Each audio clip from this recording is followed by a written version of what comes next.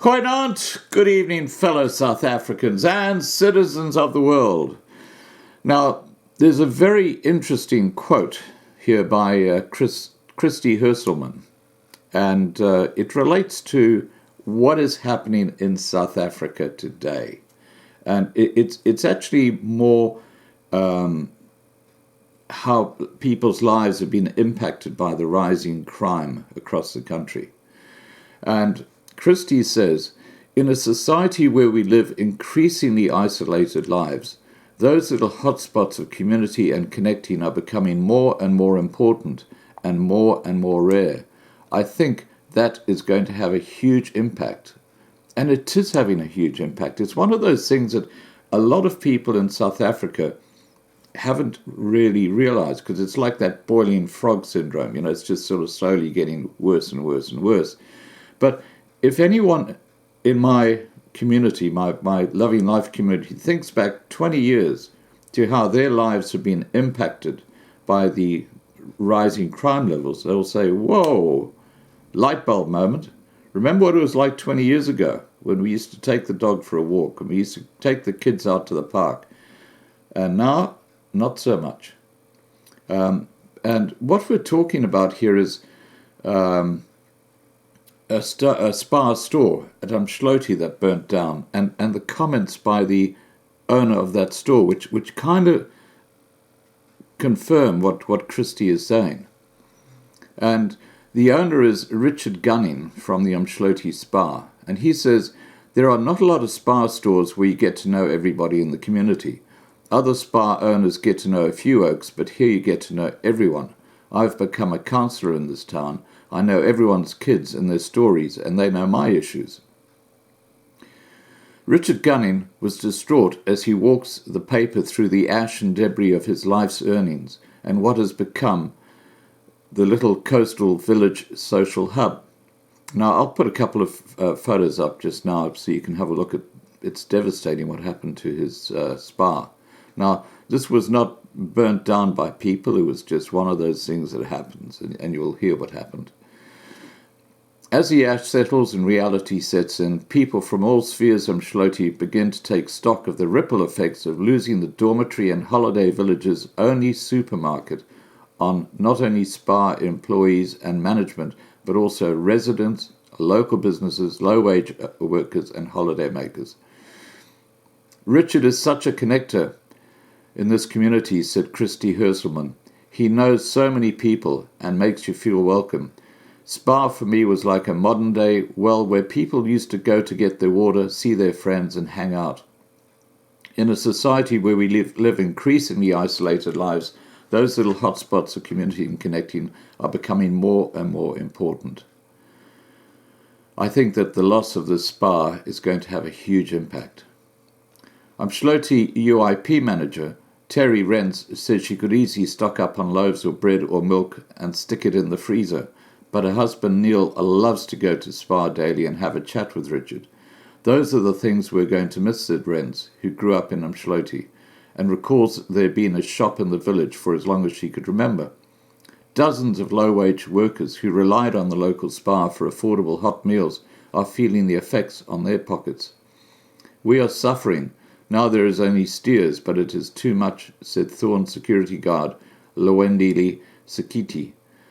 On the other end of the scale, residents have to be a lot more organised. Being a working mum now, I have to think about what I need before going home from work. The deli had really nice food and was so convenient if I needed to get a fish cake in the morning for Emma for school or biryani for dinner. Between the butcher and the petrol station, you can get most of the basics, but you can't get everything you can get at the Spar, says Esther Bishop.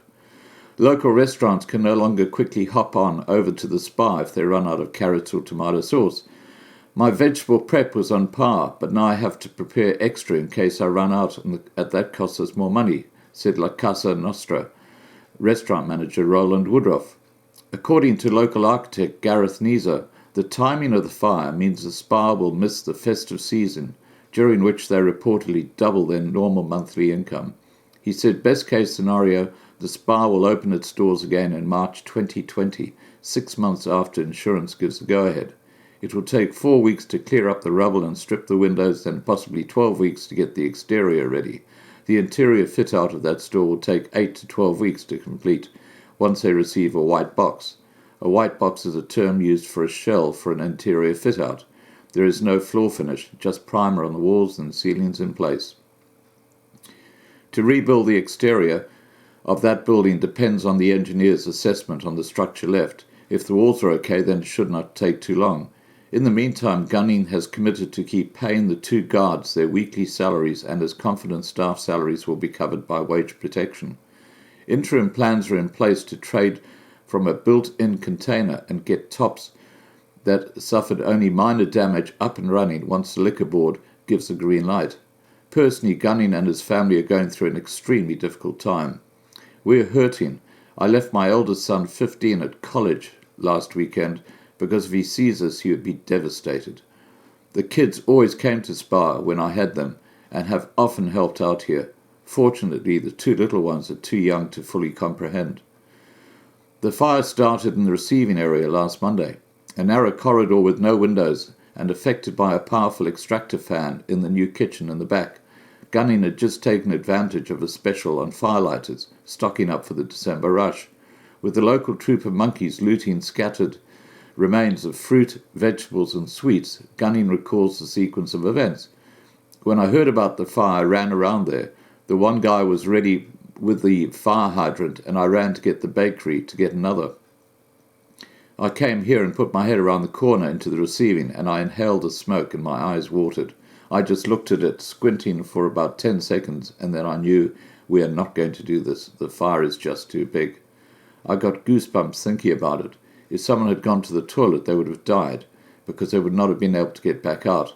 This is something no one ever wants to live through. You put your life's earnings into something, and then you look at this total destruction. I reckon it's on a par with losing someone close to you. I keep thinking, what if insurance does not pay out? I have 3 kids.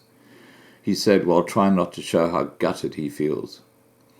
That's the tragedy of when a business is burnt down.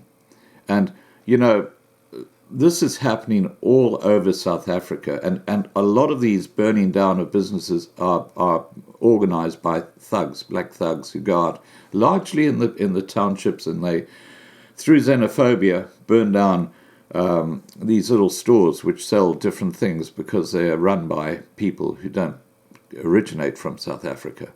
And this is just one little example of one Spar store in Umdloti and the impact that it has on the entire community.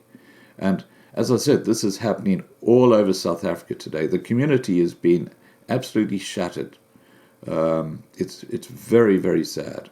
All right, guys, please remember to subscribe to be kept informed, ring the bell for updates, and have a great evening. Bye for now.